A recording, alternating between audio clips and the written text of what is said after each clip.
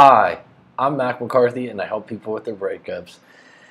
And today we have a interesting situation, a man that's been separated in nearly 2 months. And I'm starting to see a lot of different style breakups here. And there's more people actually sending me, I don't usually, when you think of breakup, you think of in a breakup. But there's a lot of pre-breakup advice, which I am more than happy to give. And I actually recommend, if you are in a pre-breakup situation, what I caution against, I don't want to be the one to make the decision that you break up or you don't break up.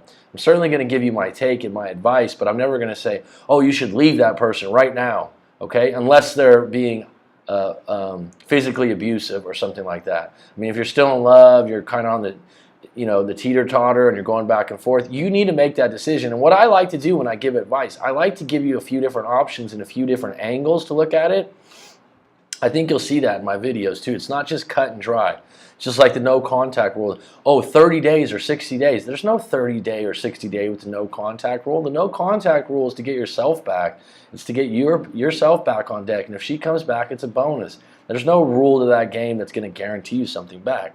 All right, so if you visit writemac.com to tell me your breakup story, I'll make a video just like this and respond immediately. And like I've told people before, right now I'm just going straight into the video responses because I think it's the most useful thing for you. And the feedback has been exceptional.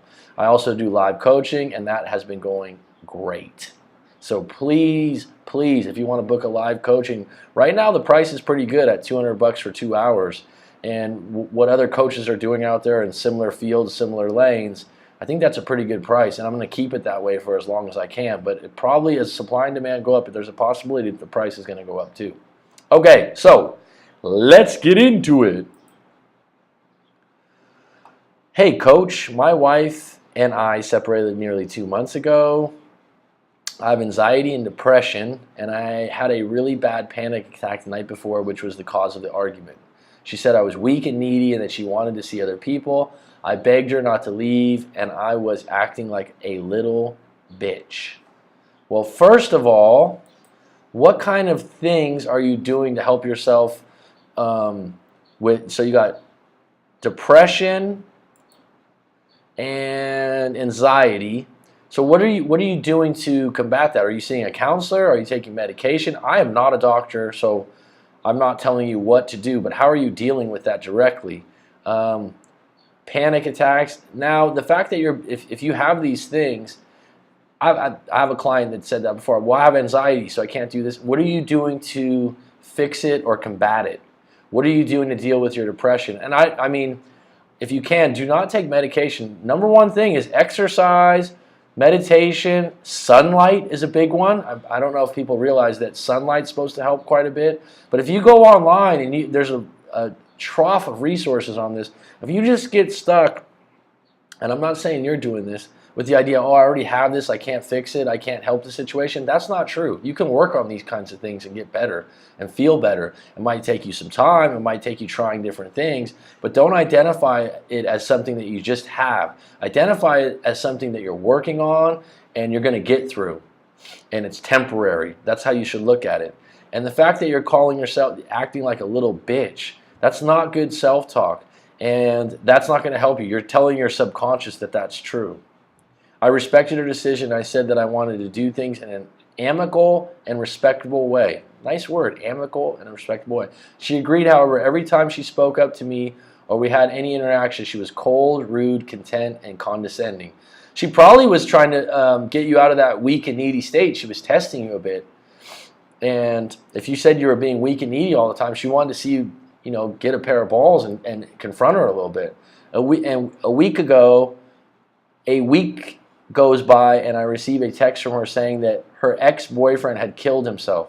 Jeez, this is the first time I read this. Wow. And that she was devastated. Well, of course.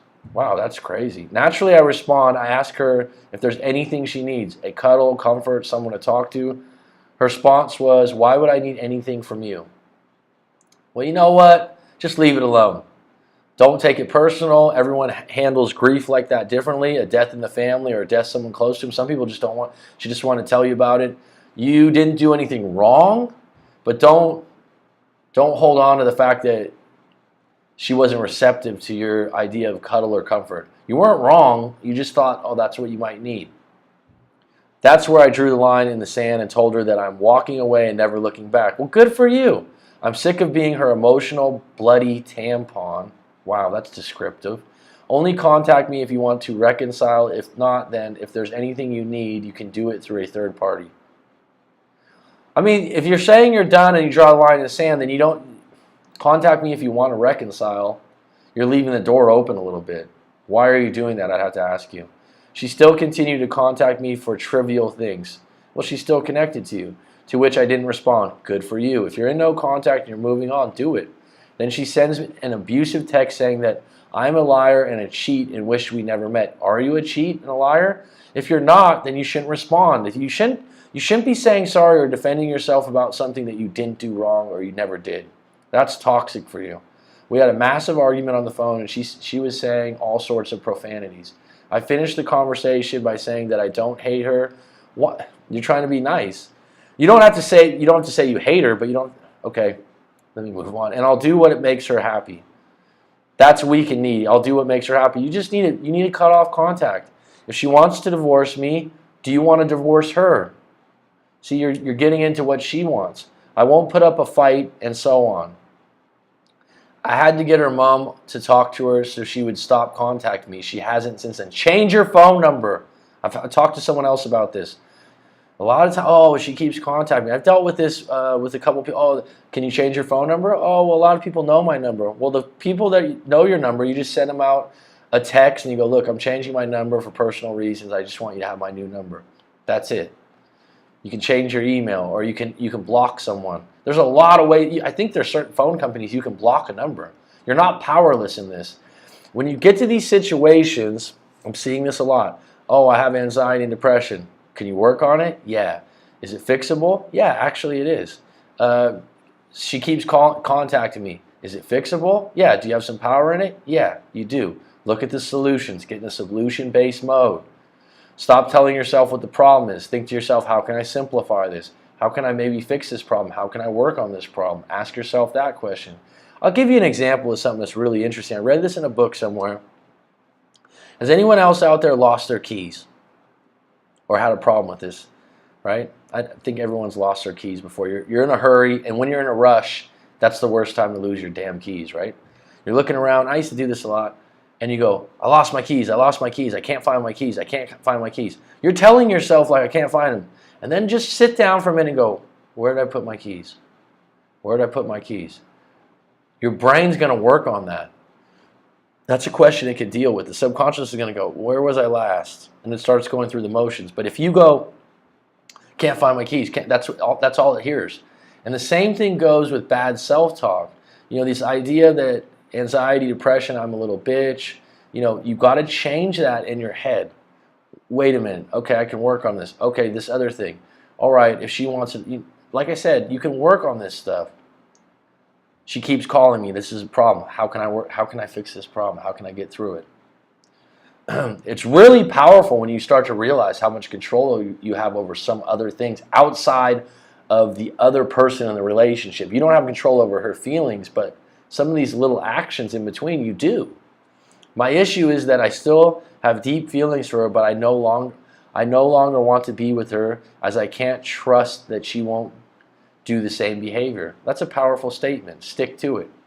It hurts that I have to come to that conclusion. You sound like a really sensitive and kind person and kind-hearted, and you don't want to hurt her feelings, but you're hurting yourself being in this relationship, it sounds like to me. And that's not going to help you long-term be a good person. I'm so tempted to contact her. I miss her very much, but I know it won't do me any favors if I do that. I have a feeling that eventually she might come running back. In my mind, I would not take her back, but my heart says otherwise. I am in limbo and very conflicted. Well, you did the right thing by writing this out if you're in limbo, because hopefully after you see this video, it helps you out with a little bit of clarity. I would also suggest a live coaching session with me. And I have some questions, some really good 10 questions to ponder when you're broken up. These questions that I sent out to people, they go, wow, these are really good questions. And it's exactly what I'm talking about, is that you're caught up in the problem right now and you're not redirecting your mindset. And that's what we do in the coaching. It's like right now your mindset is, wow, I don't want to hurt her. I love her a lot, but this relationship's really bad. She talks really bad for me. I'm sick of being her emotional bloody tampon. I mean, statements like this. This is a bad relationship for you. And so how can we redirect your mindset to, you know what? I'm working on myself right now. This is a tough decision, but I think it's the right thing to do moving forward. And if I'm ever going to get in a healthy relationship, I probably have to get out of this one. Sorry for the long email. What's your take on the situation? Hey, buddy, this is actually a short one compared to most. So thanks for getting to the point.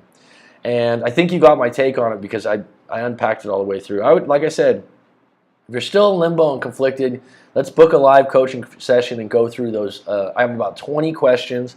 And then what I ask prior to the live coaching, I just tell you, what do you really want to know or work on? And then we'll dig deeper on that. But otherwise, I hope that helps you. And thanks for visiting my channel. And everyone out there, please visit writemac.com to tell your breakup story and get a video made. Thank you.